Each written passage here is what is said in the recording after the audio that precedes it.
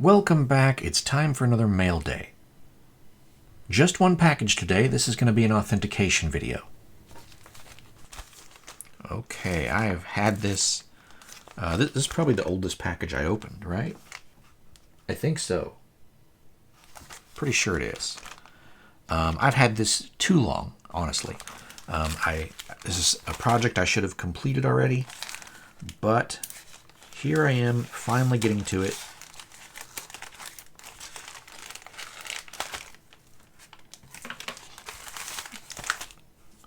Now I know there's a return envelope in here. I'm going to try not to show addresses. Oh, looks like this is the way to go.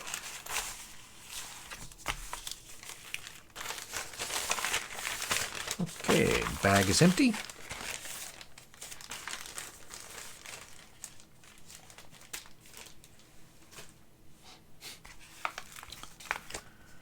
And the other side has the return address.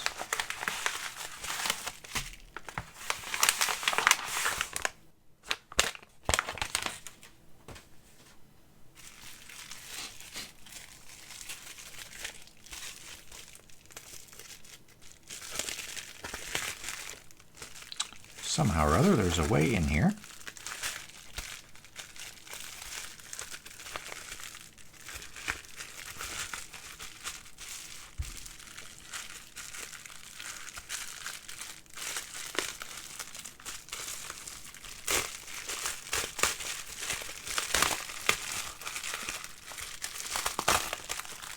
Ah, there we go.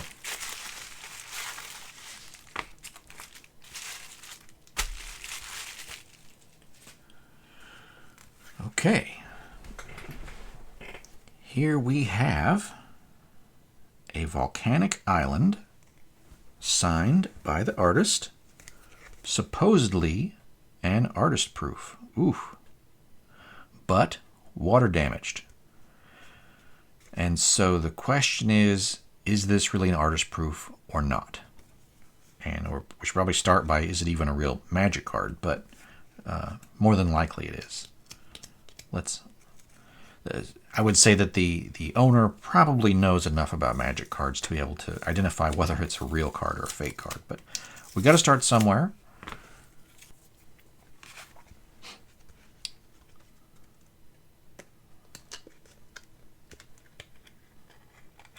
Okay, we will get it out of the sleeve. Oh, this way. It's not stuck to the sleeve. That's good. Okay, I have seen water damaged cards, and yes, they do get this blue bleed through sometimes. So no surprise there. Condition is pretty rough because of the water damage. Get my jeweler's loop. It's actually a coin collector's loop, but it does the job.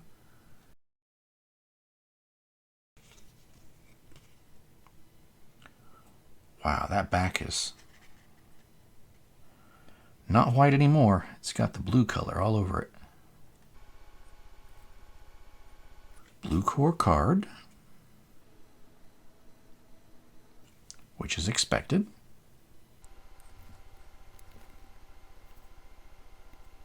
I would say it was in a sleeve when it got wet,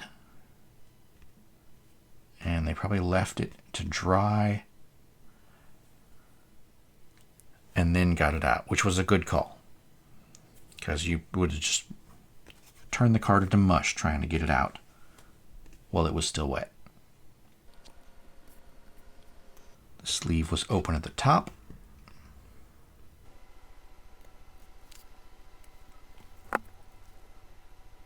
Blocks a lot of light.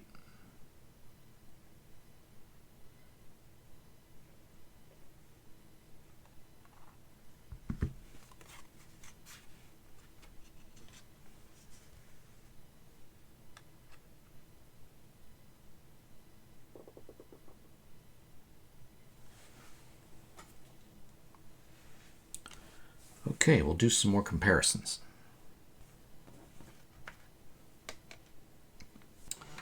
Okay, get out my USB microscope here. I'm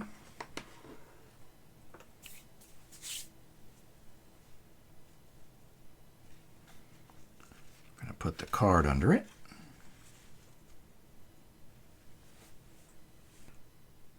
Okay, there's the microscope image there on the left. That's the card in question. Now here on the right, we're going to have a scan of one of my own personal revised volcanic islands.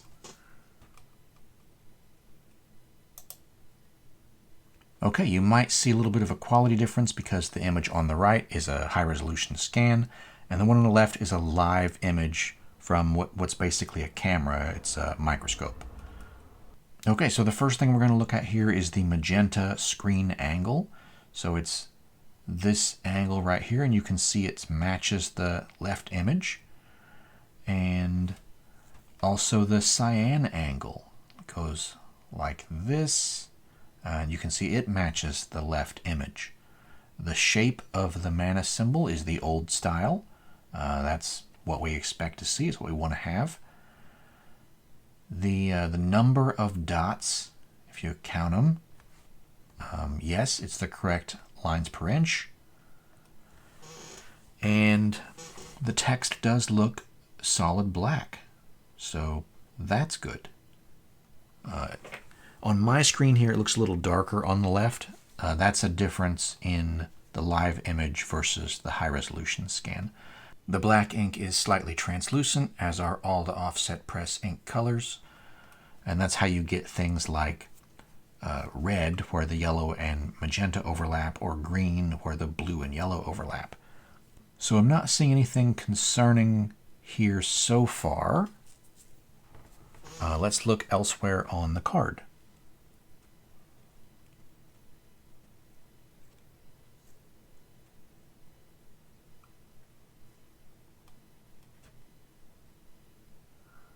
We do have a solid black line.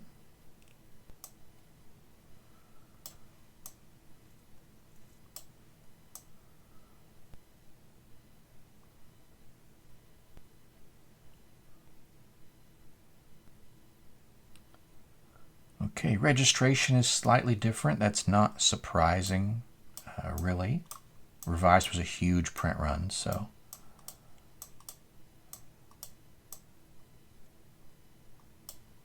There's going to be some variation in the registration. Coming over here to the red symbol. Yes, it's the right kind of red symbol. Let's see if we can zoom in a little here. All right. So here we can see the yellow dots. They are 0 degrees. This is a horizontal line. And let's zoom in over here. Looks like we also have a horizontal line for the yellow dots. Okay, so screen angles look good. Solid black looks good. This seems to be a real volcanic island. Now the question is whether it's an artist proof or not, but we've at least settled that it's a real volcanic island.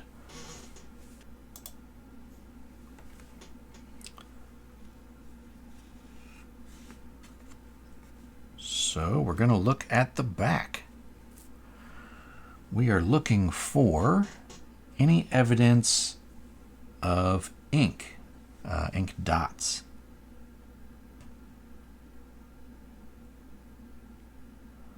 Around the borders, I think is where we're going to be most likely to find that. So this is blue.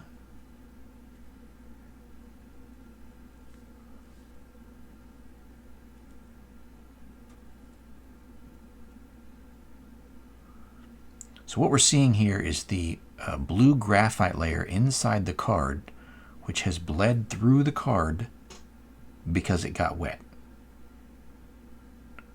So the rest of this video is just me looking at this card under a microscope. You're welcome to watch if you want to. Maybe you own this card, are considering buying this card, or just want to see the card for yourself to make your own decision about it. Some people will want to see the card with their own eyes.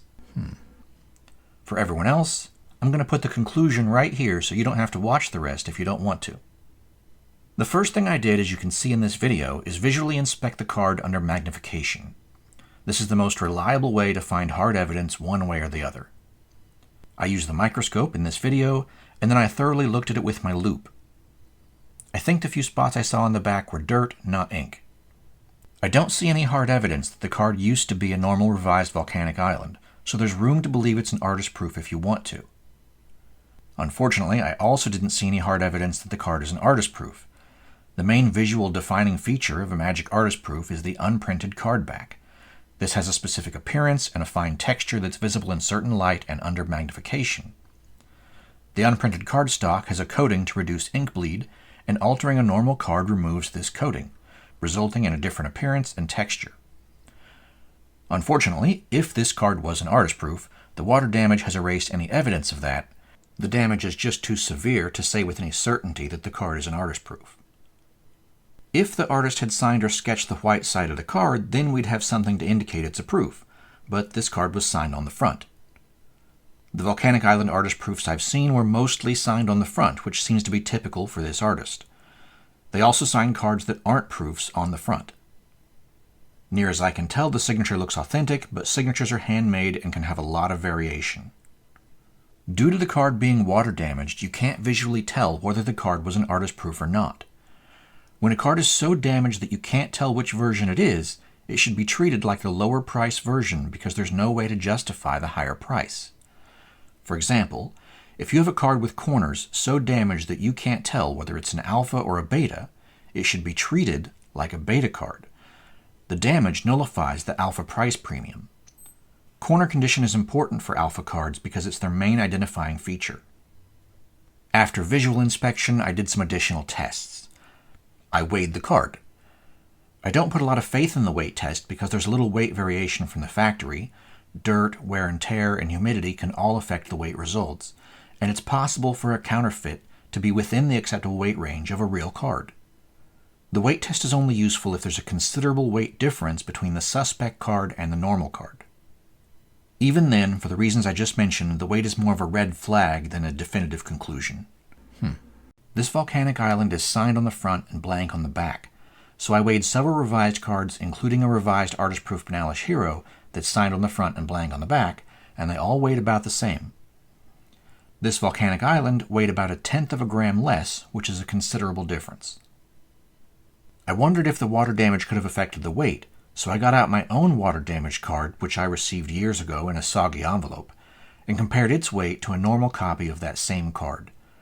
On my cards, the water damaged card weighed 1/100th of a gram less than normal, which is insignificant. This is the corner. Now this is water damage. This is the top edge of the card. It's going to look worse because this is where the water came into the sleeve.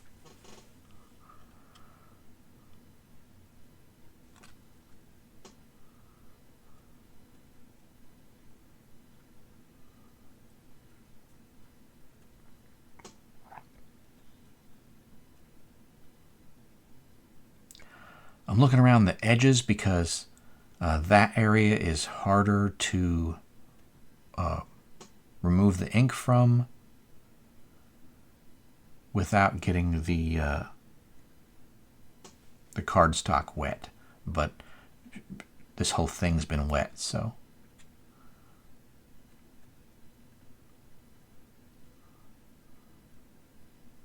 A fiber. Still wondering why the Volcanic Island weighs so much less, I measured the height and width of the card. This Volcanic Island is 0.5 millimeter shorter than a normal card. This is unusual, but not unheard of. I've seen this on a handful of cards over the years, and it's a small enough difference that few people would notice. Doing the math, a card that's 0.5 millimeter shorter would weigh about 1/100th of a gram less than normal, which still isn't enough to account for why the Volcanic Island weighs less. More fibers. This is probably the most damaged part of the card, the center at the top. Next, I measured the thickness of the Volcanic Island. It's mostly the same thickness as a normal revised artist proof, which is also the same as a normal revised card. but some areas were 1/100th of a millimeter thicker, probably due to the water damage swelling the fibers on the cardstock. For comparison, I checked the thickness of my own water damage card against a normal copy, and my water damage card was about 3/100ths of a millimeter thicker than normal everywhere. I wondered if perhaps the volcanic island hadn't gotten as wet as my card, but I can see that both cards were wet enough to leach the blue graphite out and tint all the white areas blue. Doing the math, a card that's had 2/100ths of a millimeter removed from the back side should weigh 1/10 of a gram less. Bingo. This implies that a normal Revised Volcanic Island had material removed from the back so that it resembled an artist proof, and then the card got wet. The water damage could have been intentional to hide the alteration, or it could have been accidental. But this conclusion relies heavily on the card weight, which isn't a perfectly reliable test for the reasons I mentioned earlier. Various factors can affect the card weight. It's enough to make me very skeptical about whether the card is an artist proof or not. That's discoloring. Again, that's from the water coming in the top of the sleeve. This is just the dirtiest part of the card.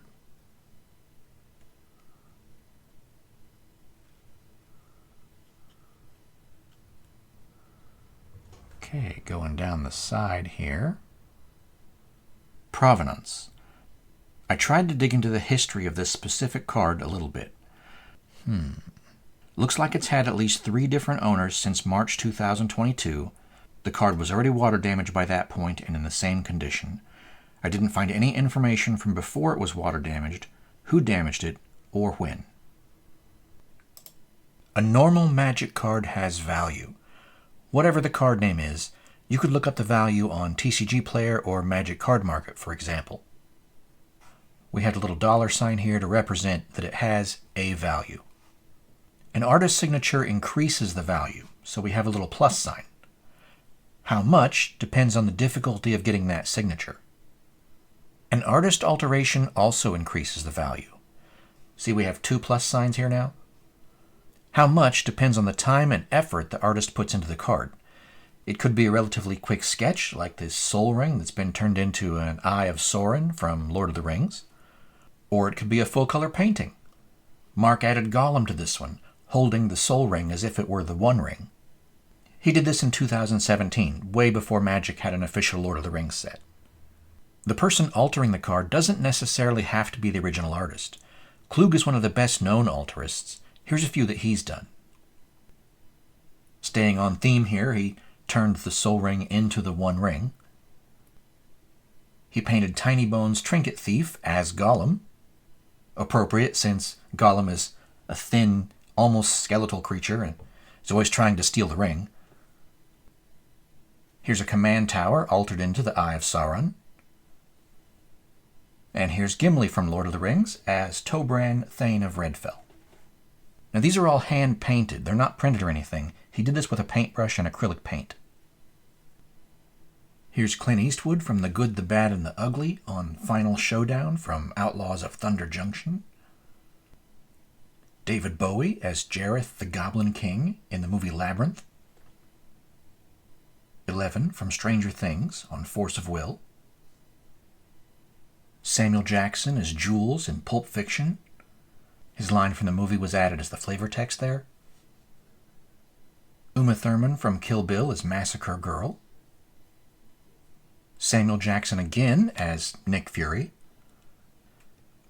This is Thanos snapping his fingers with the Infinity Gauntlet. This is the comic book artwork from the 1991 comic Infinity Gauntlet #1. Appropriately on All Is Dust. This is Wolverine. This is not Wolverine. That's the original character from Demonic Tutor, who is longingly looking at a black lotus. We've got some other memes here. Watching the world burn on an Armageddon. Smothering Tide with Fry from Futurama saying, "Take my money." Batman and Robin on a counterspell. Lego-themed counterspell. This looks like the old wizard minifig from the Castle set. Where the Wild Things Are on Kenrith, the Returned King. Nicodemus from The Secret of Nim. Disney's Aladdin's Lamp. Hogwarts School of Wizardry on a Tolarian Academy. This is Great Red Dragon by Keith Parkinson. He's one of my favorite D&D artworks on Scourge of the Throne. Gallos as the Vitruvian Man by Leonardo da Vinci. This demonic tutor features Gustave Doré art from 1868 titled Satan in Council, which was originally an illustration for the John Milton poem Paradise Lost. This farewell features Titania Lying Asleep by Arthur Rackham. This was originally done for A Midsummer Night's Dream by William Shakespeare. And this Reanimate features a Bernie Wrightson illustration for Mary Shelley's Frankenstein book. But let's get back on topic. Even though signatures and alterations increase the value, they also reduce liquidity, making the card more difficult to sell. Some people don't want signed or altered cards, so you have a smaller pool of potential buyers. Don't reduce the price so that you can sell to someone who doesn't like signed cards. It's better to wait and find the right buyer who values the signature. The artist-proof version of a card is worth more than the regular version due to limited supply. So again, we have the base value of $. Down here, artist-proof, more than $. There's typically only 50 copies in the world for artist proofs or 30 copies of foil artist proofs. Compare that to regular production versions where there's probably tens of thousands to maybe millions of copies of the card. For Magic artist proofs specifically, the white card back is what visually defines the card as being different from a normal Magic card. Wizards of the Coast wanted Magic artist proofs to be different from regular cards because Magic is a game and they didn't want the artist proofs to be tournament legal because they're not distributed randomly. So the white back on artist proofs is something that's specifically for Magic. It doesn't apply to other industries outside of Magic the Gathering. Most white-backed Magic cards are artist proofs, but not all of them. For example, misprints, make-readies, test prints, or uncut sheets might also have white backs, but these are rare and they're not seen very often. Most artist-proof collectors value that Wizards of the Coast originally supplied that card directly to the artist, but ownership history usually can't be determined by inspecting the card. Most artist-proof collectors ascribe a lower value to cards created by individuals cutting sheets outside of the original factory, because these cards don't have a personal connection to the artist and aren't part of the limited quantity that's supposed to exist. Inflating the supply of available cards hurts the value of all the cards, similar to how overprinting would hurt the value of cards. The important characteristics of an artist proof are being able to tell it apart from a normal card, being rare, and being personally connected to the artist themselves, probably in that order. A signature on the white side of an artist proof helps to reinforce that it's authentic and has a personal connection to the artist. Some people will take a normal signed card like this and try to remove the ink from the backside so that it looks white. But if your artist proof is signed on the back, you know that hasn't happened. Having the signature on the back means that the card was already blank white on the back before it was signed. Reinforcing that authenticity and personal connection to the artist does increase the value. We have another plus sign here. A sketch on an artist proof also increases the value. Another plus sign. A painting on an artist proof increases the value further. 4 plus signs. Paintings can be worth considerably more than the card they're applied to, so the painting makes up a large portion of the card's value. Artists painting on cards will often paint on artist proofs because they already have artist proofs, which is convenient for them. But there's nothing stopping an artist from painting on a card that's not an artist proof. That's essentially what an alter is. You can't just assume that all painted cards are artist proofs because they're not. Some Magic cards are more popular than others, and they sell faster than the less popular cards.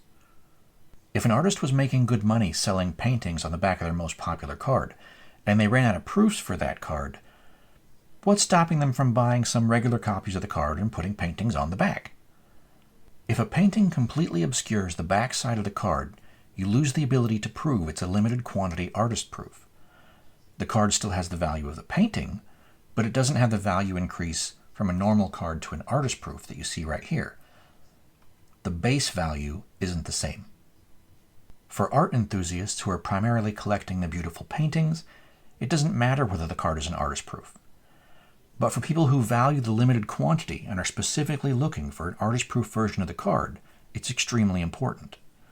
If they can't see that the card is an artist proof, they probably won't buy it at all.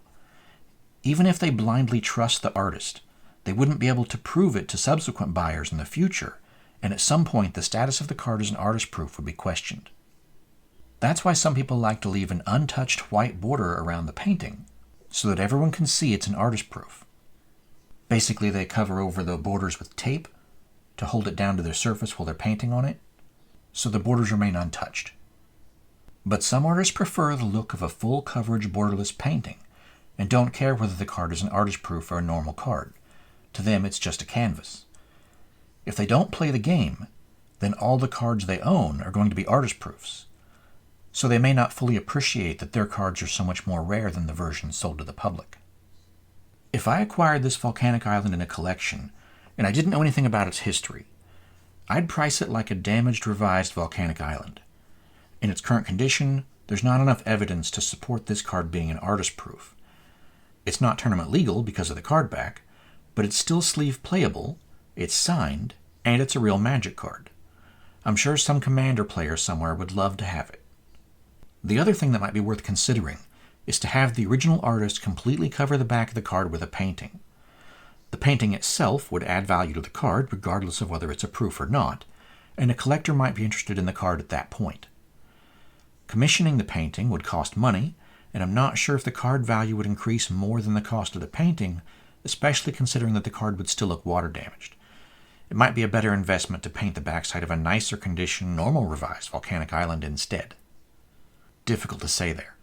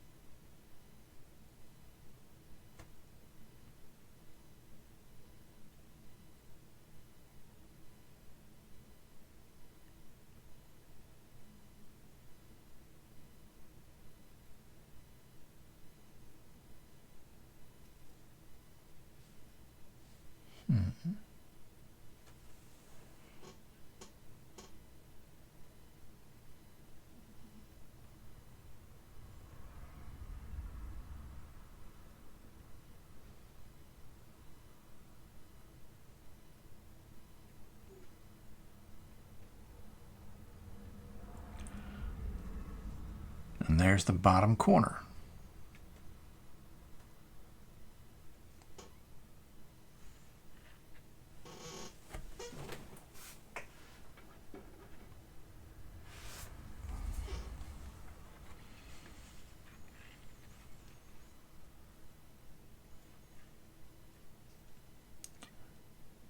Here is a normal card. That is what the red dot looks like and how big it is. Okay, that dot would be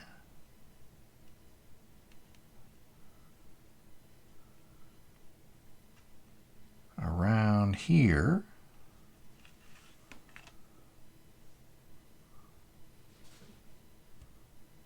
On this card.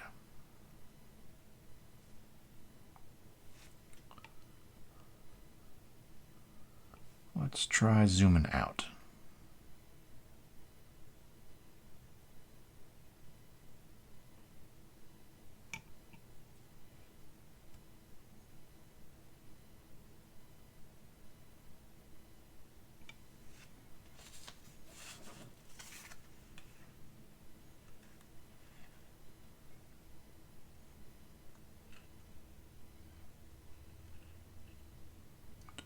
Okay, now we fit on the screen at least.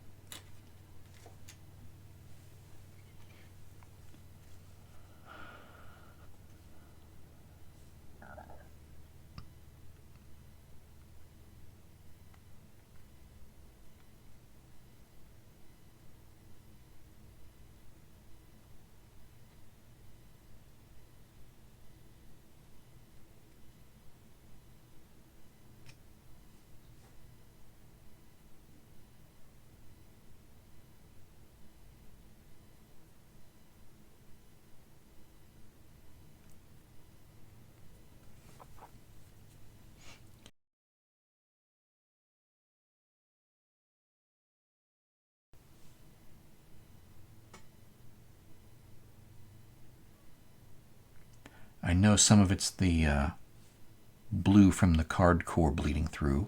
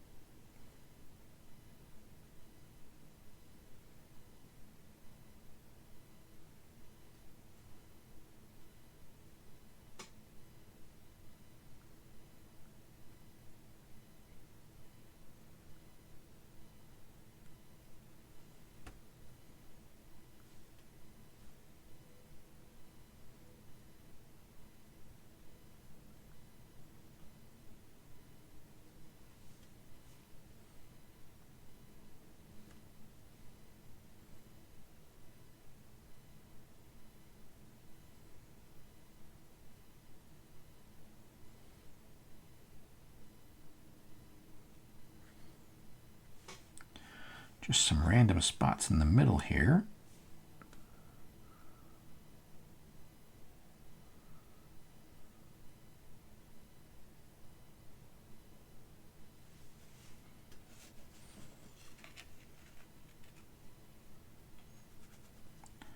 Put the other card in, and we'll position it where, maybe not blue, let's look at green.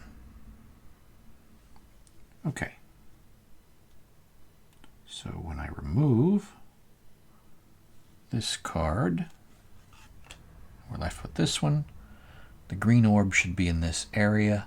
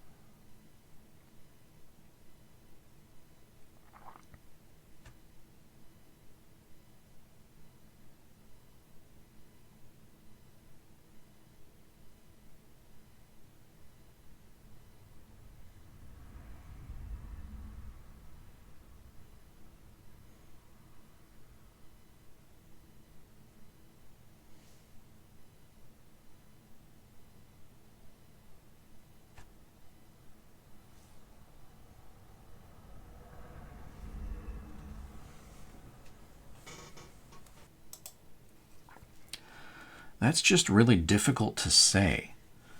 So, for Magic the Gathering, one of the hallmarks of an artist proof is the unprinted backside.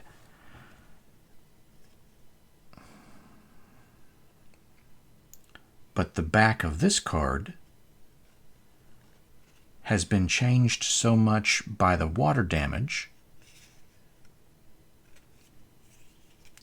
that it's difficult to tell whether it was originally unprinted or not.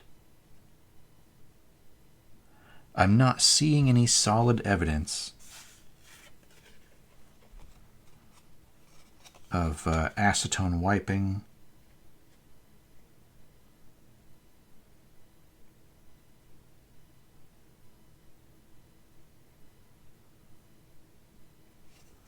or erasing,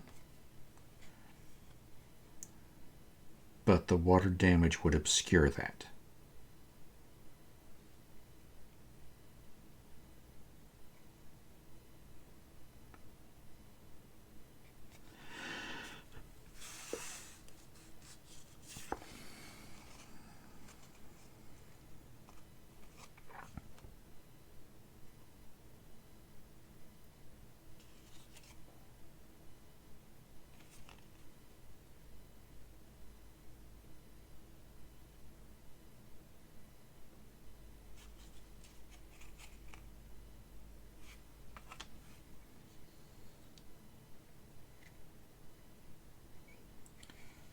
Card doesn't appear to be numbered.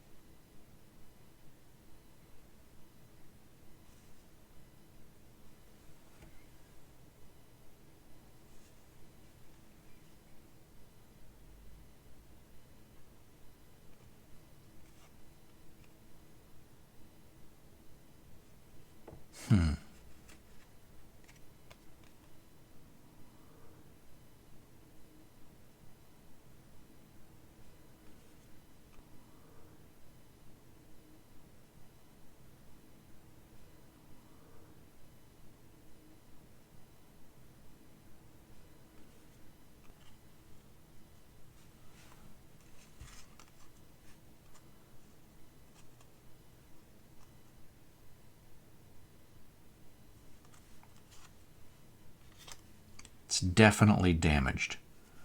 Water damaged.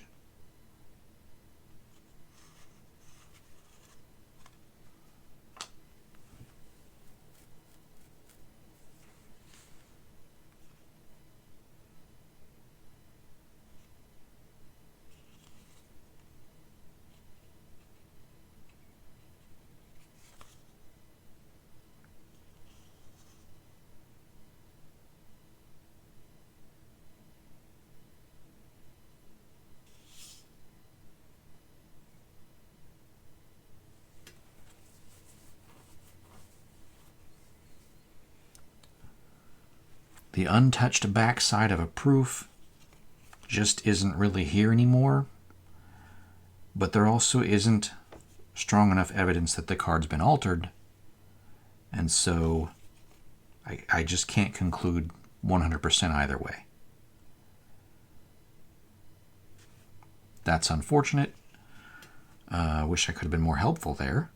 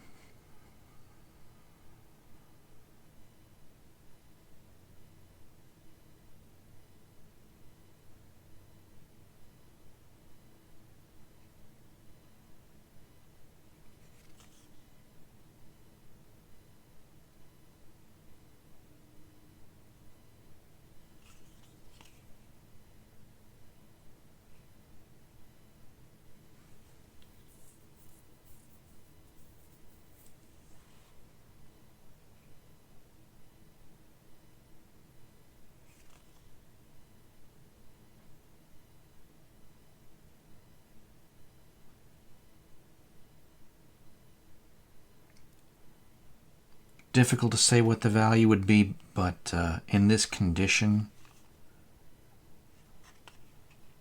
I mean, it's really going to affect the value.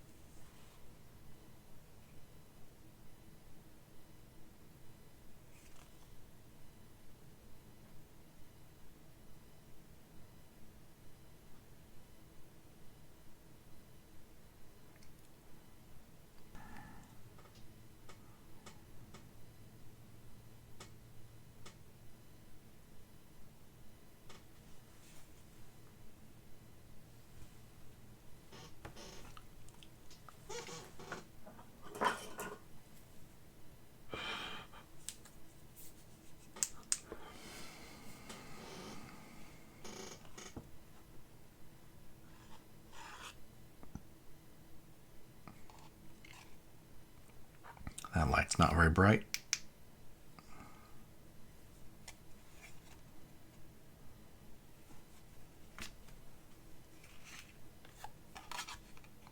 Yeah, battery's low on that light.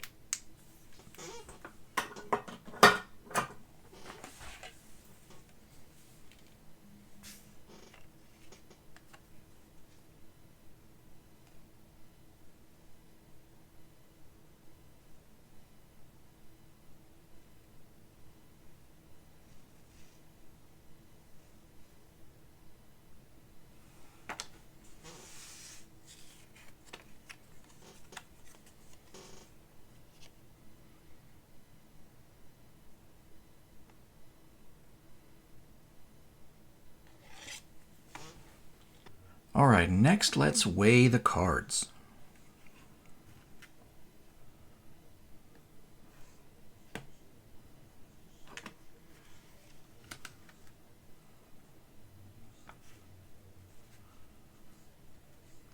Hopefully you can see the scale numbers there.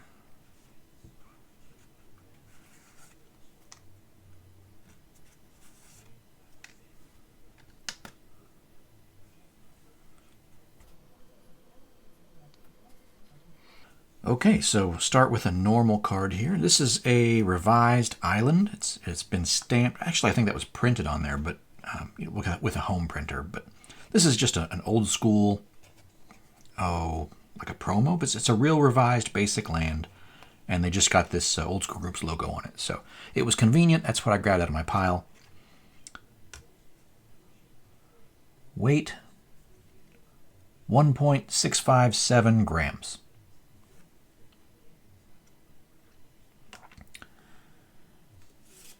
Now for comparison, we have Banalish Hero. This is an artist proof, revised, same set as the Volcanic Island. 1.654 grams. Basically the same thing, 1.65 grams. So there's not really a difference between the regular revised and the artist proof revised as far as weight goes.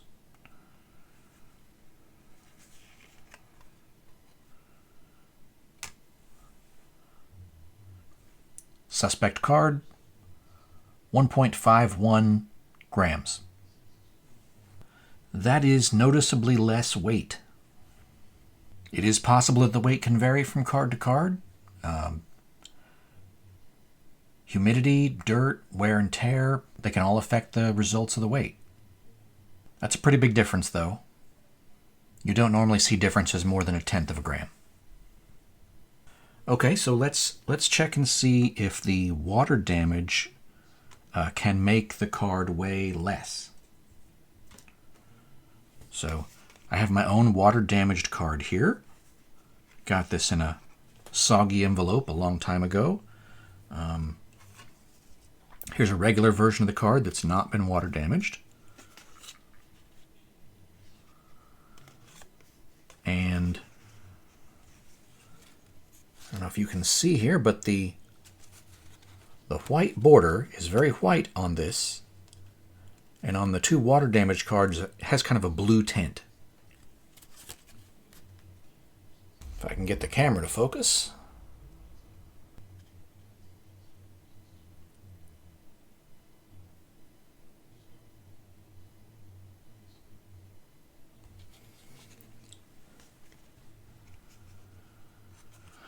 All right, so the regular card,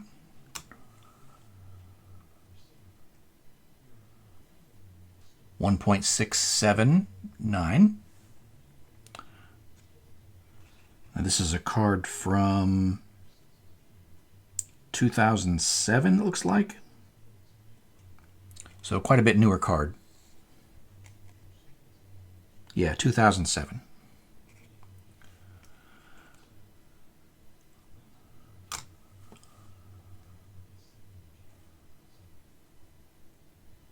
$1.66. So it's about 1/100 of a gram less for water damage, which is nowhere near 1/10 of a gram.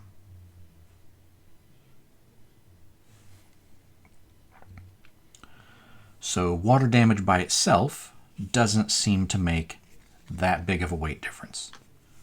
It does make a difference. Does make the card weigh less, but just a little less. I mean, unless that's just a variation. Like I said, dirt, wear and tear, humidity. But these should have the same humidity because they've been in my possession for years.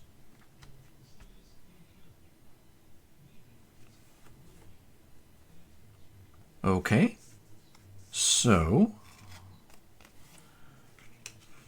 let's check the height and width .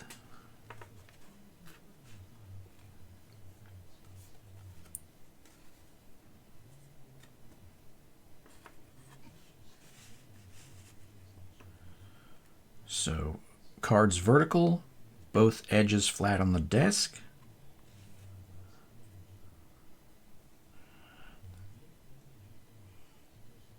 I know I'm not going to be able to see that on the camera.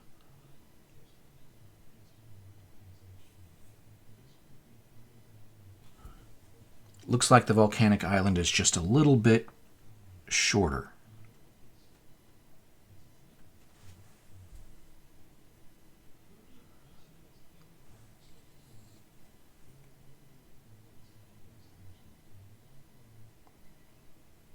I have seen that happen before. It's unusual, but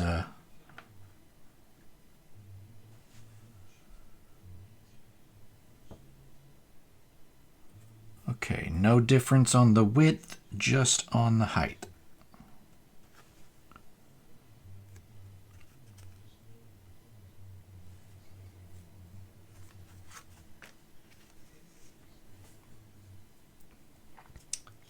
Maybe it would be visible with the black border.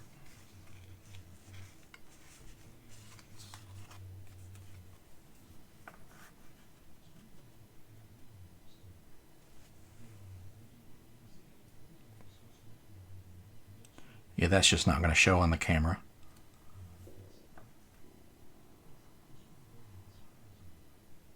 Yeah.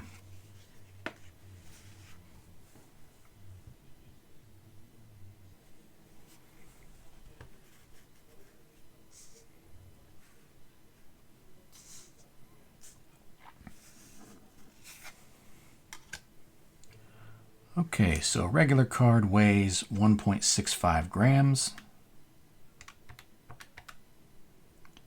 And it's supposed to be 88 millimeters tall.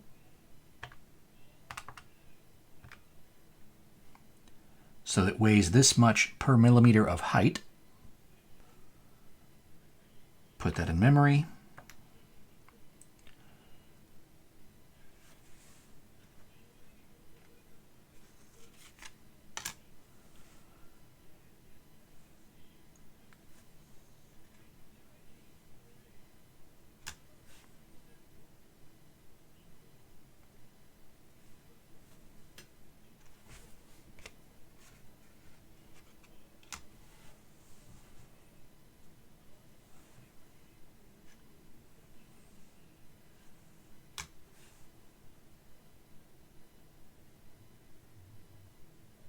Pretty sure it said 151 the first time I weighed it. As you can see, there's a little bit of variation there. The variation is, what, 1/100 of a gram? Okay, so if the weight is 151,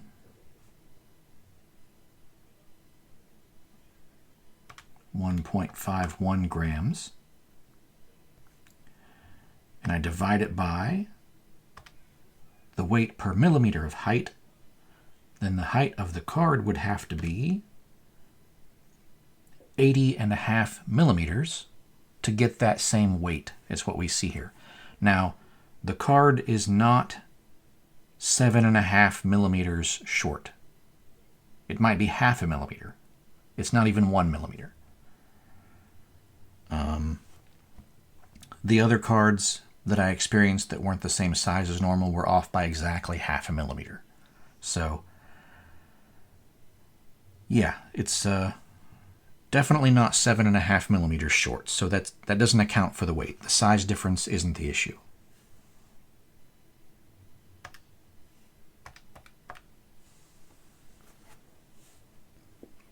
All right, now we're going to try thickness.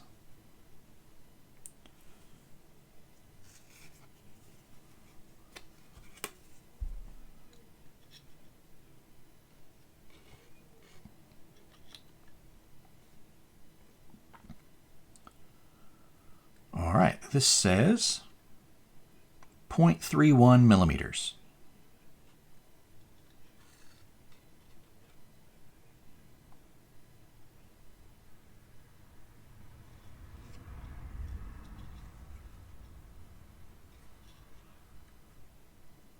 Pretty consistently.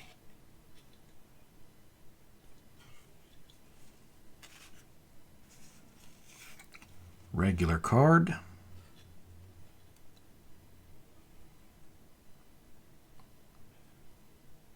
.315, just a little over 0.31.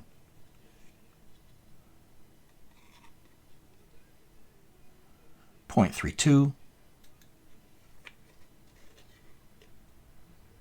0.31, 0.31 and a little over. Yeah. Okay.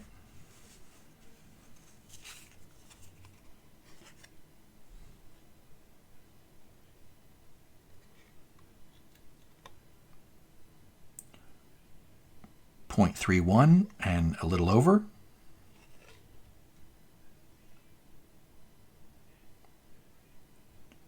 0.32.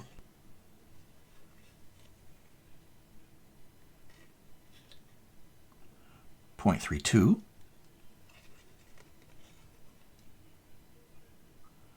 0.35, but that's a curvy part of the card, so that's not a good measurement. Needs a flat part of the card to measure.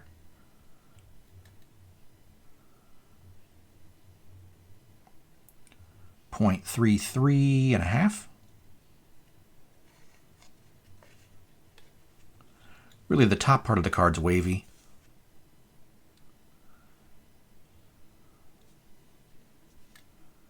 This area right here is the least wavy part of the card, so that's going to be the best spot to get a measurement from.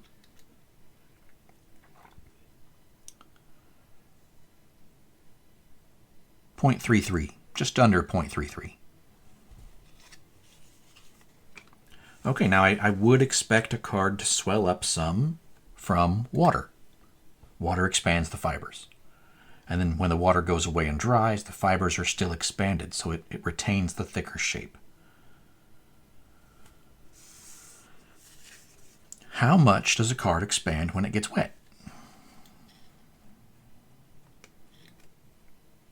All right, this is the normal copy of this card. This is just under 0.32, 0.32, just under 0.32, just under 0.32.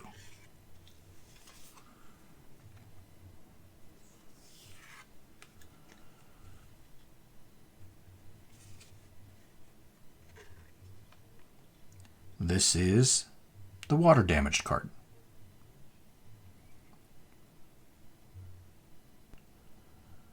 .35 and a half.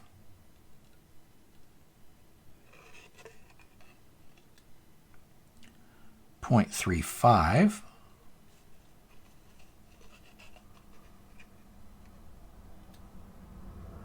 .35.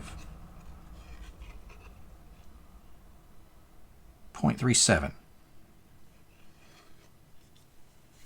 That's millimeters.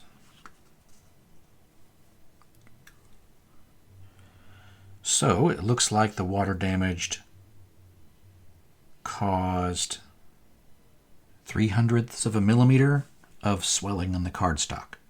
Now, maybe my card got more wet than this card. It's hard to say, but they both have a similar level of blue tint. And this looks like it got wet inside the sleeve, and I know this one got wet inside of a sleeve and top loader because it was shipped to me. It was wet when it arrived.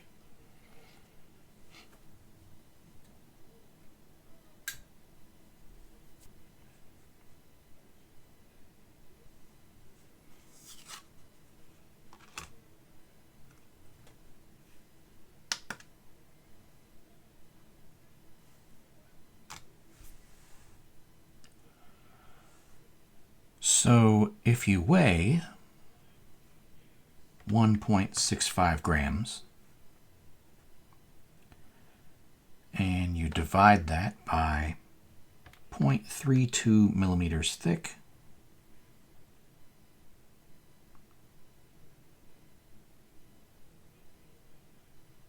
no, hold on, you weigh 1.65 grams.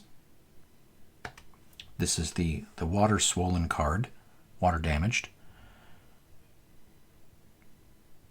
You divide that by 0.35 millimeters.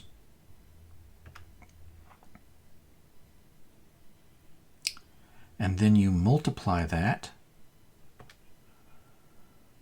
by a card that's had 2/100ths of a millimeter removed from the back, because it's not as thick. So if the card is only 0.33 millimeters thick,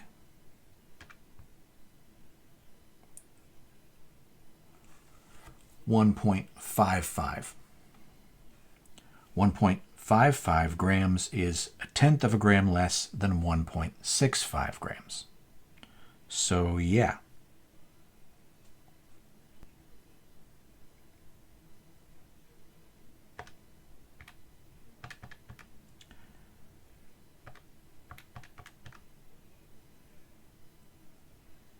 And if 3/100ths of a millimeter had been removed from the back, it would be 1.5 grams.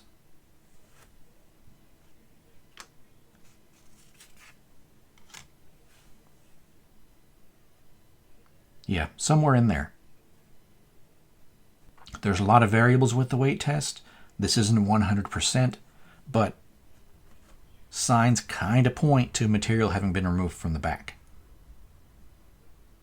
A water-damaged card apparently swells up thicker than what this card currently represents as, and it is very clearly water-damaged. Now, the only other test that I could do, I'm not 100% confident that it's not an artist proof. It still could be. Or it could be an altered card, regular revised, that someone tried to make look like an artist proof, and either intentionally or accidentally it got wet. It's really difficult to tell because it's a damaged card, and so it's difficult to tell which way it is. But there's one other test that could be done, and so the question is, if you take a real artist proof and let's say you put it in a sleeve, because this card was definitely sleeved when it got wet, and you get it wet, you stick it under the water, and then let the artist proof dry. Does the back of the legitimate artist proof that got wet look like this? So that's the other test that could be done. It requires water damaging a real artist proof. That's a destructive test, and I'm not going to do that on one of my artist proofs. I could if I really wanted to. I have some extras that I ended up with that you had to buy like all the artist proofs in the set or whatever, but yeah, I'm not going to start destroying my own property to test this. But that would be the next step. If you wanted to be a little more confident, you could take an artist proof, water damage it, and then compare it to this. And if they look the same, maybe it's a little more likely this is an artist proof. And if they don't look the same, then it makes it that much more confident that this is an altered, regular, revised volcanic island. So, unfortunately, we are inconclusive here. It's definitely a real magic card, printed at Cartamundi in Belgium from the revised print run, but it is damaged. That's about all the farther I can go with this. Thanks for hanging out. I hope you learned something. Catch you next time.